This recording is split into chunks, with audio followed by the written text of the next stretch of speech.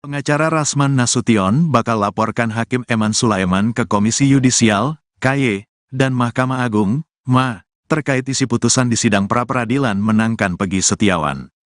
Hal tersebut disampaikan Rasman Nasution saat muncul di acara Rakyat Bersuara tayang pada Selasa, tanggal 3 Juli tahun 2024.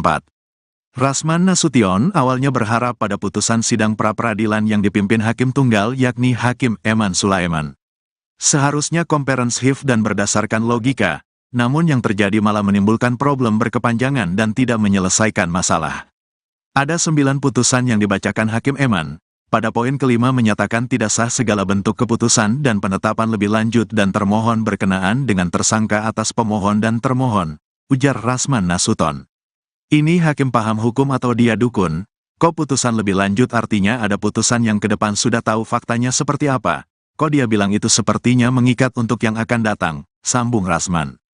Diterangkan Rasman, ini bertentangan dengan Peraturan Mahkamah Agung Nomor 4 Tahun 2016 Bab 2 judul besarnya mengenai larangan pengajuan peninjauan kembali putusan pra-peradilan.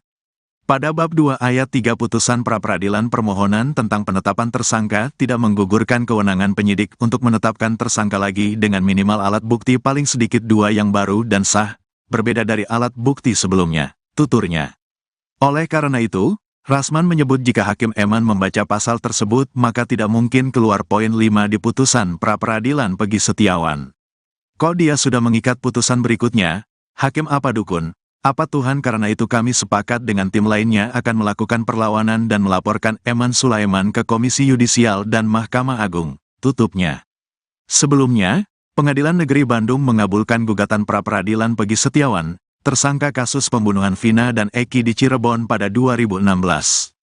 Detik-detik putusan penetapan tersangka Peggy Setiawan tidak sah itu disampaikan Hakim Eman Sulaiman saat sidang yang digelar hari ini, di Pengadilan Negeri Bandung, Senin, tanggal 8 Juli tahun 2024.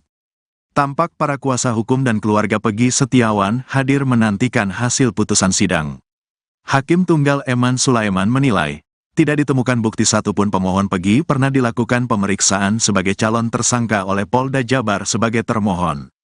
Maka menurut Hakim, penetapan tersangka atas pemohon haruslah dinyatakan tidak sah dan batal demi hukum, ujar Eman di PN Bandung, dilansir dari YouTube Kompas TV, Senin, tanggal 8 Juli tahun 2024.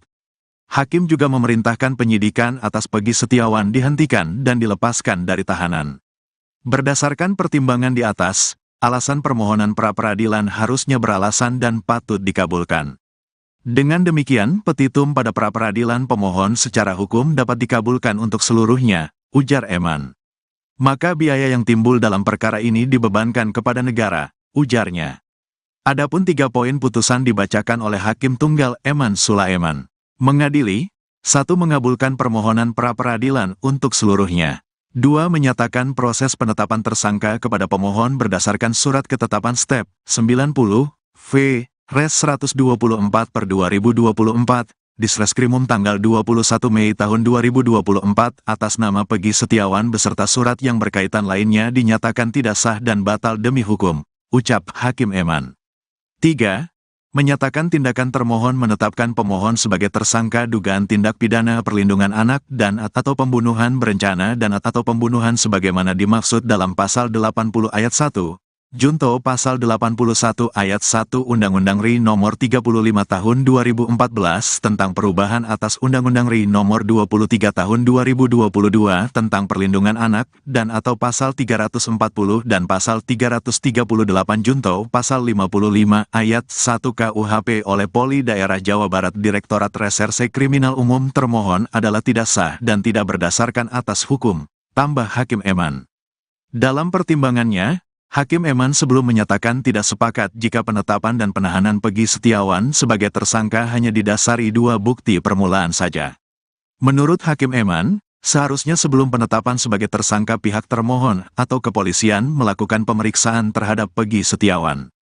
Menimbang bahwa keharusan adanya pemeriksaan calon tersangka di samping minimal 2 alat bukti itu bertujuan untuk memberikan transparansi dan perlindungan hak asasi manusia seseorang agar sebelum ditetapkan sebagai tersangka sudah dapat memberikan keterangan yang seimbang dengan minimum 2 alat bukti yang sah yang telah ditemukan oleh penyidik, tegas Eman.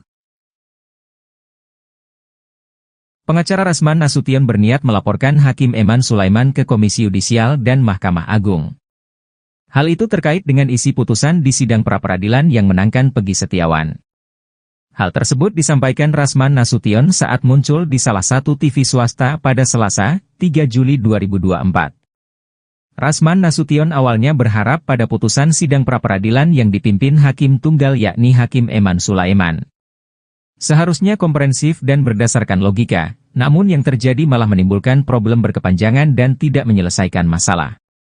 Ada 9 putusan yang dibacakan Hakim Eman, pada poin kelima menyatakan tidak sah segala bentuk keputusan dan penetapan lebih lanjut dan termohon berkenaan dengan tersangka atas pemohon dan termohon, ujar Rasman Nasution. Ini hakim paham hukum atau dia dukun, kok putusan lebih lanjut artinya ada putusan yang ke depan sudah tahu faktanya seperti apa, kok dia bilang itu sepertinya mengikat untuk yang akan datang, sambung Rasman.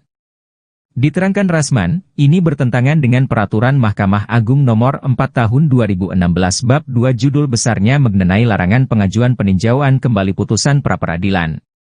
Pada Bab 2 Ayat 3 putusan pra-peradilan permohonan tentang penetapan tersangka tidak menggugurkan kewenangan penyidik untuk menetapkan tersangka lagi dengan minimal alat bukti paling sedikit 2 yang baru dan sah, berbeda dari alat bukti sebelumnya, tuturnya.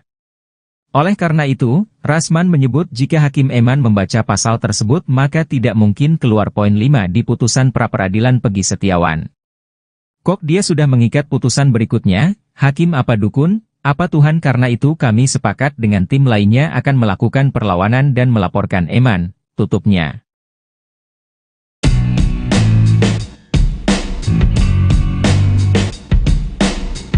Hingga kini keberadaan ayah Eki, Ibtu Rudiana masih misteri. Ibtu Rudiana disebut jadi saksi kunci pembunuhan Vina dan Eki pada 2016 silam. Kini setelah Peggy Setiawan dibebaskan, Ibtu Rudiana didesak untuk segera muncul untuk memberikan penjelasan. Salah satunya yang mendesak Ibtu Rudiana adalah keluarga Vina Cirebon. Keluarga Vina mendesak Ibtu Rudiana untuk muncul ke publik dan memberikan penjelasan. Ibu Vina, Sukaisih, ingin bertemu dengan Rudiana dan meminta dia menjelaskan tentang kejadian yang sebenarnya terjadi.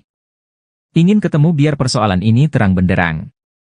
Dari pihak keluarga ada kemungkinan masih ada yang ditutup-tutupi dari Ibtu Rudiana, ujar Sukaisih seperti dikutip dari salah satu TV swasta pada Selasa, 9 Juli 2024. Menurut Sukaisih, keluarga Vina seakan berjuang sendiri dalam penuntasan kasus pembunuhan tersebut.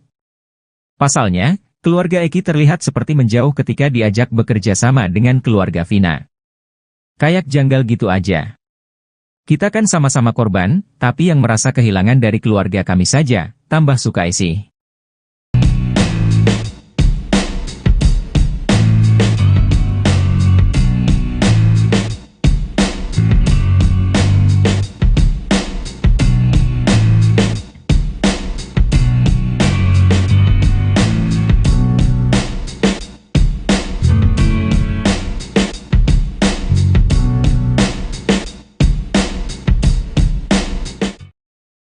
Wakil Presiden Maruf Amin mengomentari pembebasan Peggy Setiawan dalam pra-peradilan kasus Vina. Wapres memastikan bahwa dirinya mendukung proses hukum jika memang ada aspek yang belum tuntas. Termasuk dalam menemukan 3 orang yang masuk dalam daftar pencarian orang, DPO. Lantas, Maruf Amin menyoroti ketidaktelitian Polda Jawa Barat dalam penangkapan Peggy Setiawan hingga bisa dibatalkan oleh putusan pra-peradilan. Soal Peggy itu kata saya hanya menyimak apa yang disebut oleh Pak Kapolri bahwa itu akan berlanjut. Saya tidak tahu berlanjutnya seperti apa. Ya artinya prosesnya akan dilanjutkan, nggak tahu seperti apa. Saya setuju kalau memang belum tuntas bahwa ada sesuai dengan apa namanya itu bahwa ada 3 orang ya 3 orang ya. Orang yang dicari itu, ya, DPO itu kalau betul itu ada, ya dilanjutkan saja.